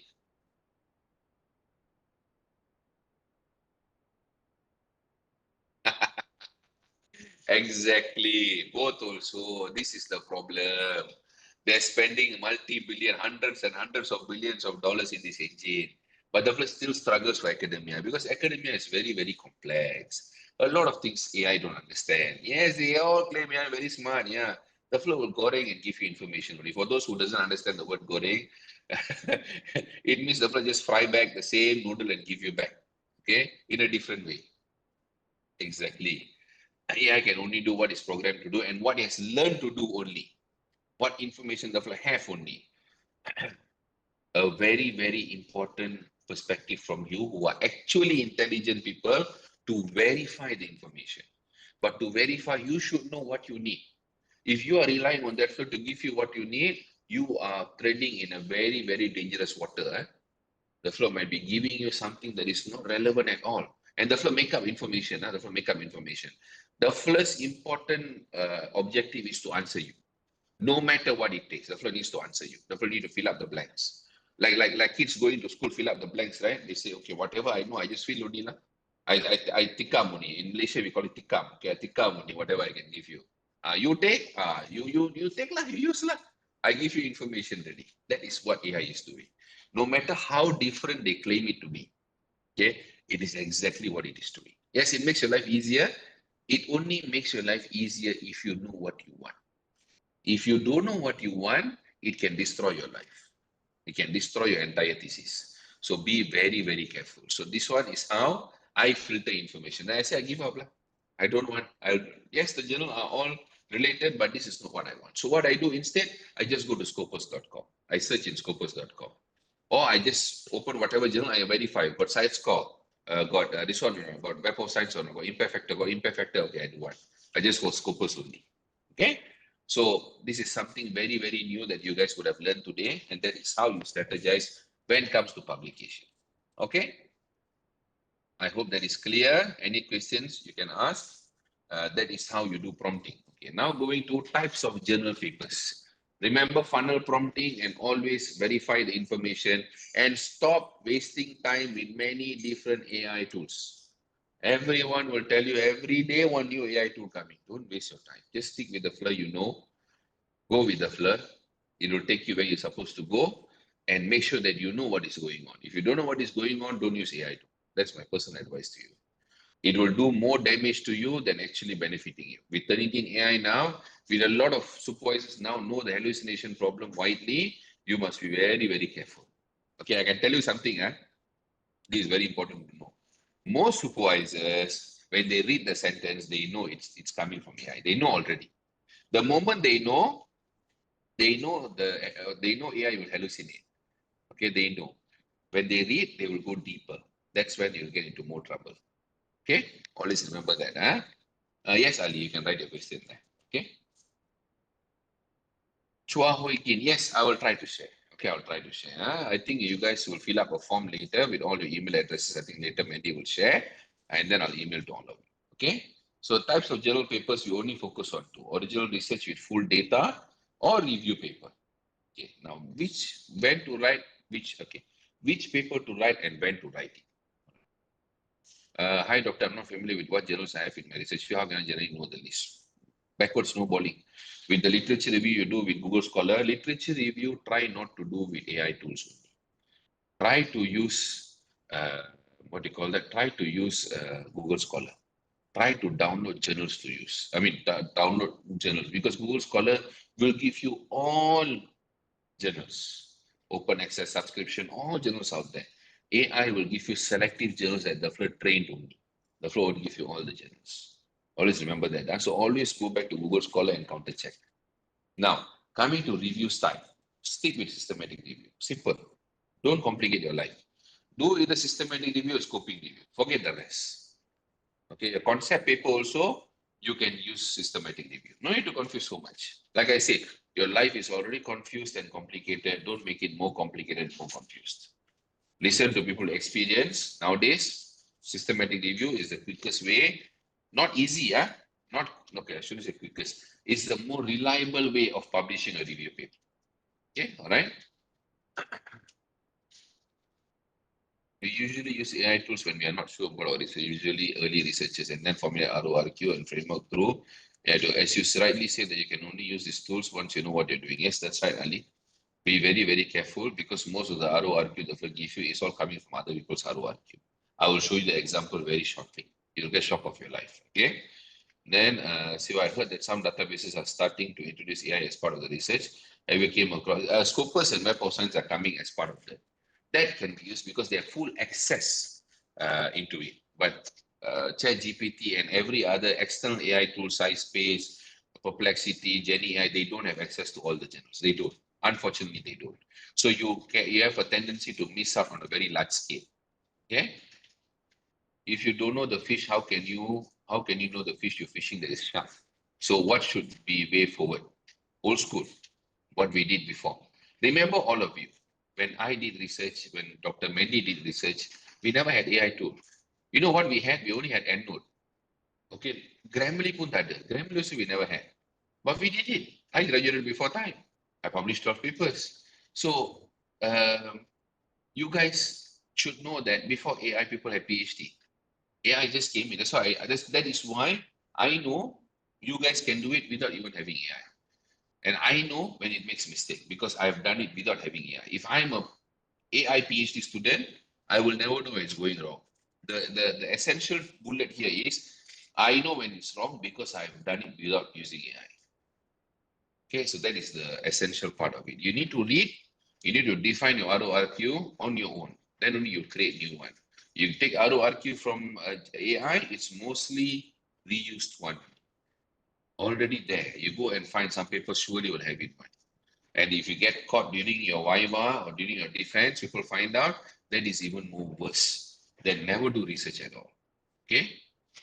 So if you want to know about more about narrative review, there is a note here. You can download all these from my Telegram group. Scoping review. Also, there is a very big note here. All this you can download from my Telegram group. Systematic review is a bit more. You got bonus also. You can watch my video. If you go to my TikTok here, at the end here, you see systematic review, 12 steps, 12 easy steps. 12 easy steps is so systematic. This is one of my earliest video. Very, very horrible video I did. Okay, so you can watch that, right?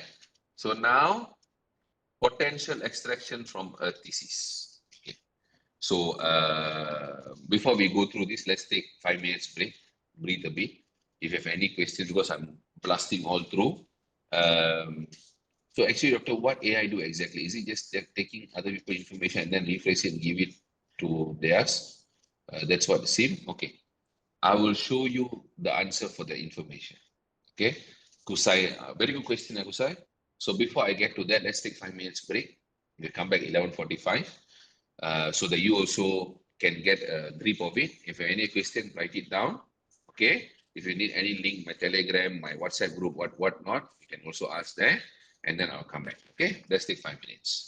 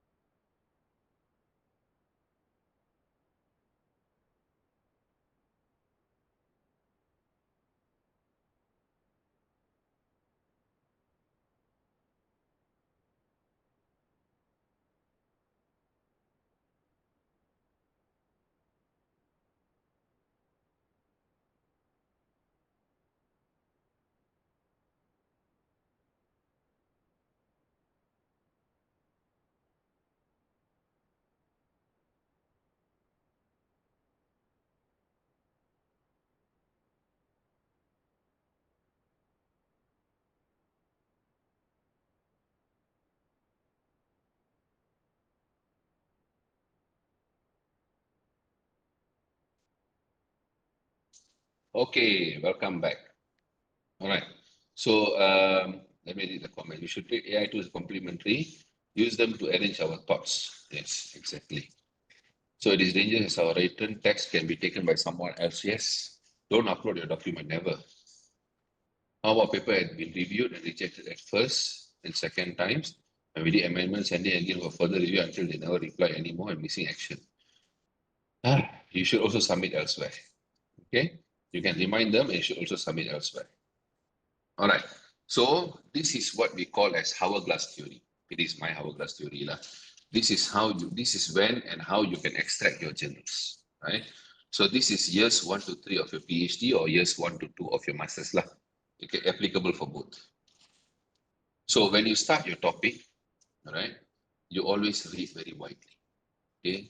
Read papers.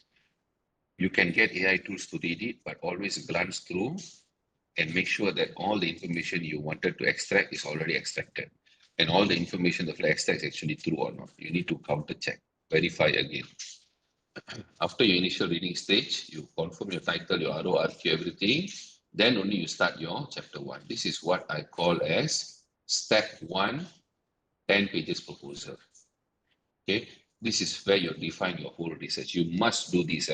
Don't go straight away to chapter and skip this. This will be a very big problem for you. Okay.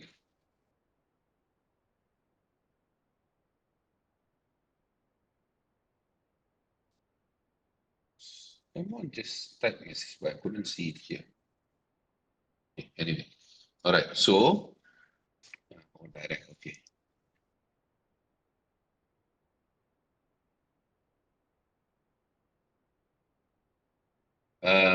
Aida. Okay, Aida. Later WhatsApp me. Yeah, I'll give you the. WhatsApp group for UK. You WhatsApp me later, Aida. Okay, so this is your first step, 10 pages proposal. This is where you define your, for Ali, I'm repeating this, you define your whole title, your research, your RORQ, and so on. Okay, then some supervisors would want you to write your paper here. Okay, your first conceptual paper or review paper and whatnot. If they do insist, you write, but if you can, please don't write it here. Because you want to make sure that your title is already developed into full proposal and your supervisor approves it, then only you go and write your papers. So chapter 1, 2, 3 finish, then you can extract your chapter 2 into a systematic review paper, and your chapter 1 to 3 as a whole, you can form a conceptual paper based on scoping review or systematic review as well. So these are the two papers you can write very early, like the example I shown you from Nasir. I'm talking based on experience, literally what we have done before. So these are two good examples. Web of Science Journal, okay, that can be a very good example for you that it can be done. It can be done, it can be published. Okay, after that, you finish your chapters 4 and 5, you can write a systematic review meta-analysis if you want to. If you don't want, just forget this. You can write as many empirical papers as you want. But very early itself, you already secure your papers. So you know that the minimum requirement is met, peace of mind. Okay, then future work, you can write more paper if you want, once you finish your work. This is for aspired authors who want to write more papers. This would be enough for people who want to meet their minimum requirement. Simple. Okay, depending on what kind of individual you are. Now, from there, translating into my 12 steps framework, this is the 10 pages proposal that I spoke about. Then finish your chapters 1 to 3. I've even given you the timeline here, how long you will need to finish individual steps. This is the timeline normally we set for our clients also. Whoever come to us, ask us coaching, how long it will take, this is the time I'll follow. If you, some of you have spoken to me maybe, and if you realize this is the time I always mention. Okay, then proofreading is a must after you finish a proposal, because during defense, you want people to be able to understand what exactly you're trying to do. Okay, don't upload your document to proofread in any AI platform. I'll show you the proof in a while. Okay. What you can use is you can use Grammarly. Use Grammarly because Grammarly is not giving write-up to anyone, so Grammarly is okay. But Grammarly also, don't take the AI part. Okay, Grammarly, you see the flow give you two different kind of correction. One, the flow give you grammar, the flow add the, comma, full stop, all those things. That's okay. But certain part, Grammarly will give you full write-up of the whole sentence. If you take that, your Turnitin AI will go up. Okay, that is just causing more headache for you because then you have to paraphrase everything again. You have to redo the same process again and again. So you must know what to accept. If Grammarly is enough, for your language standard is already good, then Grammarly is enough. Some people, they will need more. They will need actual human to proofread. Okay, whether you believe me or not, after the emergence of Turnitin AI, more proofreading documents are coming in compared to those days. I mean, some time ago, because Turnitin AI is causing more problem now, unfortunately. All right. Okay, then from there, we always provide lifetime language warranty and free certificate. So that one, no problem lah. Then you start extracting your journals here, your conceptual systematic review here. Okay, then from there, step number 4, you perform your proposal defense. Okay, and not your proposal defense, you prepare your defense slides and you do mock defense. This is something that we do for our clients who we have prepared. Usually we have coached them so that easy for us to teach them how to defend. You then finish your defense proposal, then we will teach how to address all the corrections here. Okay, so if you see here very early into your PhD or master's, you already extract paper, and that process will concurrently go while you finish all this. While you finish all this, so you don't wait until last minute, then you write your paper. You avoid that as much as possible. Then the rest, data collection, data analysis, model, whatever you want to do, instrument, questionnaire, interview script, everything will happen here. Okay, finish your chapters 4 and 5, combine all of it, integrate chapter 1 to 5, expand, make into a full thesis. And then you can extract more papers if you want, your data-centric empirical papers. This proofreading, final stage before your external examiner, make sure you hire a human being to proofread. This is my personal advice to you. Hire whoever you want. There are many. You can even go and hire Elsevier proofreading or American-based proofreading and so on. You can hire. If you have the money, you can go hire whoever you want. Okay? Not necessarily telling us. You can hire even anyone from USM also. But make sure you get an external eyes to read and make sure that they can understand what you're trying to say and to correct back your entire structure. Very, very crucial. Because if they cannot understand, your external examiner also cannot understand, which will only further debunk your whole thesis during Viva. It will make your life very difficult. Okay, then prepare for your Viva, same as here. Your slides, mock Viva and so on. Finish your Viva and go for Viva correction. This is something that we do all the time also, Viva correction. Okay, so I'm not going to explain this. This one we can leave it. Okay, now coming to ChatGPT for systematic review. This is where you're going to get most of your answers. This here, okay. Now here. So the most important thing for review paper is RQ, research question. Okay, then only you will know what exactly you want to review. The RQ of your review paper might not be the same as the RQ for your empirical study, that means your thesis. It might be slightly different. Sometimes can be more or less same, sometimes will be like quite different, okay, depending on the area of study. So ChatGPT AI tool can be a very good place where you can gather ideas very quickly and not use it.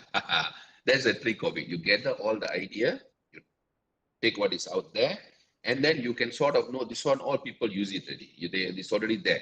This was borrowing from somewhere, the took from somewhere and giving it to me. So you know from here, you have to do something else. That is how you have to intelligently use AI. You ask me how to use it, that is how you use it. Let me tell you an example. Okay, first I asked the floor, do you know the process of Prisma for systematic review? And the floor say, okay, like what I say, I always start broad, I go down, I narrow down. And then the floor answer, yes, Prisma is this, all this I know, so I don't care. Okay, fine. I just want to know that the floor know or not. Okay, the floor told me, then I asked the floor, okay, what could be the research questions for the topic of executive coaching in family business succession planning? Okay. Where is this coming from? It is coming from Ali's paper. Okay, a conceptual framework of executive coaching in family business succession planning, the Malaysian context. So I go to question. This is Ali's question. Okay. The conceptual framework forms the basis for developing the propositions that address the main research question. How would executive coaching contribute to business leadership transition to the next generation? Okay, generation. Read again. How would executive coaching contribute to business leadership transition to the next generation? Let me explain again. The flow is basically telling how can someone coach executive level so that they can contribute to business leadership transition, handover process to the next generation. Now, if I go back to AI, the flow give me. First, RQ itself. How effective is executive coaching in enhancing the leadership skills of potential successors in family businesses? It is a paraphrased version of the RQ done by Alice. How did the floor know? Because Alice used this to proofread earlier, very, very early. Okay, this is a This is as shocking for me when I first found out. I did my own investigation for this class. And this was a big shocker for me when I see this. Let's say now you're very early into your PhD. You uploaded your document. You say, "Hey, proofread for me." Or you upload, you say, "Can you give me literature papers for this?" Okay, then the flow pick up all this, the flow register already all this. Then someone else comes along. Let's say I come along and say, "Hey, I want to write a paper in executive coaching for family business transition. Can you give me RQ?" Then the flow give me this. Then I go do Google Scholar search. I cannot find any similar paper because it's not online yet. Okay, it's not online yet. You have uploaded, the data is stored here already, but you cannot find it online because it's not published yet, right? Because it's still early one. So I take this, I quickly go and collect data. Very easy, I collect data. Maybe I have all the sources. I write into paper. I put it into a very fast publication journal. Let's say 6 months, 7 months, I get acceptance ready. I publish it online. It's already online. But you are now going and doing all the proposal, everything going different. You come on, you Google, the paper is already online. You're like, hey, this is exactly what I'm doing. How is it online? That is where this happens. All right. Many cases like this happening that we don't know. They close up all the issues. They don't tell you because they want AI to really prosper, flourish. But this is the real problem I'm showing you. This is the kind of problem that you can face. So that's why never ever upload your document. Luckily, at least already published already. Imagine if it's a very hot topic, someone else get it like me, we can publish very fast. I know how to write a paper very quickly. Let's say within 1 year I publish already. Your PhD takes 3 years to finish. What are you going to do? You have to redo everything back. You cannot go and argue that this is my idea. Doesn't matter. You cannot argue. You cannot complain to OpenAI. The flow will be bothered about you also. Okay. So this is a real scenario. Now you can ask me, then what do I do? Very simple. You look at this, right? How effective is executive coaching enhancing the leadership skills of potential successes in family businesses? You can add more. You can change this whole thing. How impactful is executive coaching in enhancing the leadership skills and further improving the strategic communications of a potential successor in family businesses? And along that, you can also add in other elements: strategic communication, human resource management, technology enhancement or technical viability. You can do many different things that you can add on, but don't go and ask the floor again. Don't write how effective is executive coaching, blah, blah, blah, put the strategic communication and then you send back to AI tools. Say, hey, this one okay or not? What do you think? Don't ever do that. Then the floor will store again. The floor, oh, okay, this is another RQ. Also can, why not do? And the floor store the information ready. Next floor come and ask, the floor give. Okay, clear? Never reveal your information to any AI tools. They all stop. And you know what's the best part? SciSpace, LeadMap, most of the AI tools except Perplexity, they all mostly use OpenAI engine. Even Apple is using OpenAI engine. So it all circles back to the same engine. So somewhere someone can get it. Perplexity has its own engine. That one I know because Amazon is developing it. But everything else, the engine, they are being shared with OpenAI. Most of it, either shared from Perplexity or shared from OpenAI. Because it's very expensive to develop this. Okay? Is that clear? Benja, does pasting text to Grammarly for basic checking of grammar is considered giving or uploading? Yeah, of course. There you go. I think this should answer your question already. Okay? So that is what I should tell you. So you come up all this. I'm not saying don't use. Use it intelligently. Okay? So when this one comes out, you know this one, confirm someone somewhere use. This way is not that smart to give me this information. So you take out, you plug in more information, you plug in more resources, you expand it, then it's yours. Don't upload back. Don't ever upload back. Okay? All right, so I think that's pretty clear already. Then your inclusion exclusion criteria. Don't ever ask for inclusion exclusion criteria from AI because 100% is used by someone else. And second, it is not catered to your own study. You cannot just reuse it. Every study has its own inclusion exclusion criteria. So I've created a template which you can download from Telegram group, my Telegram group, and I've explained to you from a topic how you can break down the keywords, from the keywords, how you can design your inclusion exclusion criteria. two different level, how you can do it. Okay, you can download this. Thank you, Shuai. No problem. My pleasure. That's my job here today.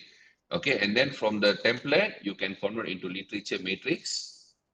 Okay, and then you can now look into extraction process. So what I've understood from this is that use AI tool for research question if you're writing conceptual paper. No.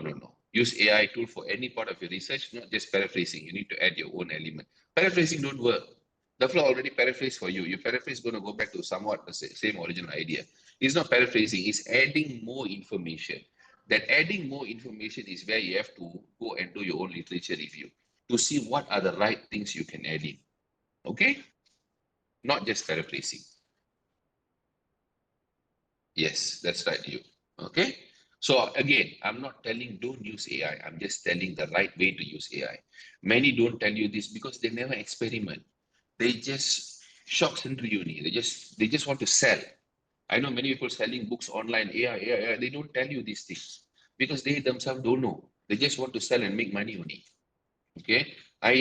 Yes, we do business in this area, but AI is something, it's non-negligible. It is already part of our life. Now you guys need to learn how to use it properly. That's it. Okay. So conversion steps, actually very simple. Okay. Not very simple. Actually not straightforward. There is no one single formula for extraction of content from thesis. Okay, I'm going to go through this fast. We're running out of time. Your thesis is the anchor. So remember, one thesis equals to one paper only is a total disaster. That means it's very weak. You can actually do more, right? So remember, your thesis is like Google Map. You must locate individual paper. How to locate individual paper? One for conceptual, one for SLR, one for empirical. This is the best method for you to move forward. Okay. So Dr. AI is just arranging templates only so we could proceed on working on thesis rather than begging classmates whom are not willing to interact and make teamwork. Maybe that counts as an advantage. Sorry if my own words. Actually, in PhD, you don't need your teamwork classmates to work with you because that's what PhD is. You're not in bachelor degree anymore. No one can give you an answer because they themselves don't know. Okay, they don't know your research and they're probably struggling with their own research as well. You are interactive, yeah, go ahead, do it. But what I'm telling is, do it with caution. If you don't know what you want, AI is even worse. They're just giving you information. Don't know whether true or not. Okay? So it's up to you how you want to use it. Use it with a pinch of salt. Okay? Now, best technique to write a paper is by reverse engineering. Okay, that is the best technique. All right. So when you look at a very good paper, you see what they have done, and you mimic the same. Okay, you see this is the flow of information. You try to create the same flow of information. This is a very good example of systematic review. Dr. Harold's paper, which we worked on, you can check it out and work based on it. Okay, you can download all these papers from my Telegram group. Right? It's already there. I've shared all these papers already. This is a very good sample systematic review paper. This is a very good sample of concept. This is a very good sample of concept paper. Okay, this one, Dr. Parvez paper. This is a very good sample of scoping concept paper also. My own paper with Parvez we wrote some years ago. This is no more MDPI, this is Elsevier now. It's a very good journal that Elsevier bought over from MDPI. You can check it out. This sample also you can download from my Telegram group. Okay. Okay. Now, very, very important in terms of extraction is paraphrasing. Extraction requires paraphrasing. You need to master the skills to rewrite. Okay. When you ask the upload to paraphrase for you, again, don't forget your uploading time. So be careful what portion of the information you're uploading. A bit of literature review here and there you want to upload, I think it won't do that much of a damage. The Turnitin AI will go up, that one you need to resolve, but the flow cannot actually capture your full information. Don't give the flow full blast of all your information. But remember, when you give segment by segment also, the flow can put together and store all the information. Doesn't mean if you break the information, the flow don't know. The flow will know. Okay, the flow is an information, the flow have its own information aggregator within the whole picture, whole framework of AI, artificial neural network. They'll have their own aggregator also. Okay. Paraphrasing is also required to distinguish one article from another of yours. This is very, very important. So try to paraphrase on your own. I have taught for free on my Facebook classes. You can go and check out the recording on how to paraphrase. I have 2 free classes for you. Okay. And rejection at editor's desk. Why does it take place? Usually language, abstract, cover letter, lack of novelty. These 4 items. If you fix these 4, you should be okay. Then reviewer stage. Why reviewer reject? Reviewer usually won't reject for these items. They will reject for content problem, lack of novelty, unrealistic claims, and not a timely research. These are the main reasons of rejection at 2 different stages. Okay. And this is the certificate you're supposed to submit with your journal. I mean, whichever company you hire to proofread, because this will distinguish your paper that you have already put the effort to proofread to the journals. Okay. Telegram group. Okay, no problem. Here's the Telegram. This is the link that will take you to all my submits. Okay. And how your document must be after proofread by human being. Okay, like us. Paraphrasing, proofreading, editing, and structuring. This is what we do to your thesis, proposal, and journal paper as well. Okay. So this is what we do, and that is the outcome of the paper. And don't worry, for a beyond journal and also proposal and thesis, more than 100 pages, you'll get up to 30% off. For less than 100 pages, certain page count, you'll get 10% and 20% off as well.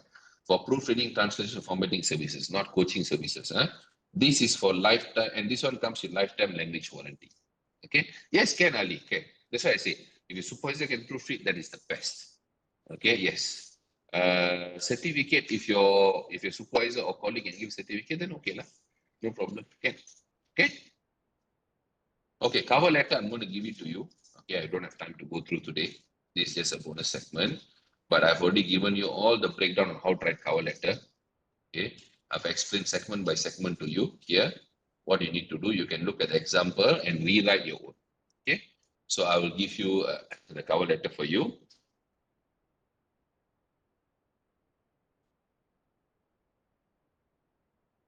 Suhair, I don't have time today. We are finishing time already. So you can go through the slides later. Once I email to you, you can ask me the question on WhatsApp. I'll explain to you. Don't worry. Okay. For the benefit of everyone, let's end the class. Almost there to end. And whatever question you have for me, you can ask me later. Okay. So all the free notes we're going to cover today, we're going to give you today the sample paper, systematic review, conceptual paper, another conceptual paper by Prof. Sazali from Putra Business School, a very, very good concept paper, and another one from UM. These are all the papers that I've personally worked on. Very, very, very good papers for you to look at. And this is the cover letter that I'll share with you. You can reuse it for your own purpose. No problem. Okay? And no problem, Ali. No worries at all. No worries. My pleasure. For those who are struggling with their publication, proposal, or PhD thesis, or masters also, okay, these are the things that we normally work on. Okay, publications and thesis coaching and proposal coaching also. So we normally focus on PhD proposal consultancy, Scopus Web of Science publications, defense preparation, how to prepare slides and so on, proposal defense examiner response, data analysis and interpretation, thesis to journal conversion, Viva preparations, and thesis examiner response. These are the 8 core areas that we work on, which can be quite successful. Okay. So with that, upcoming classes, which will come, I think, somewhere in August or September for USM, I think probably September or October. Chapter 1, complete development, introduction, background, problem statement, all the way to RORQ. How do you design all of it? And then probably the final class, I'll focus on systematic review, most likely. Okay, so this is where we are located in Cyberjaya. If you want to visit us, please set a prior appointment. And with that, thank you very much for today. Sorry that I had to take extra 10 minutes. We did start late, but I had to take a bit of extra time. Okay, so Mandy, over to you. Thank you very much, everyone. Okay, thank you very much, Dr. Tawa, for your inspiring workshop. Again, I think the students seems to be very happy and pleasant as well. Okay, so I think Dr. Tawa have mentioned that the next session would be somewhere in I think October. Most likely in October, and then we will have another one in December. Hope so, right? We get another 2 sessions, right, Dr. Tawa? That's right. 2 more classes. So I think on behalf of the School of Computer Science, we would like to thank Dr. Tawa since he's doing all this FOC for the love of the knowledge sharing, and I think he's doing a a very great part as an academician as well, helping us all. All right. So thank you, and to all the participants, thanks again.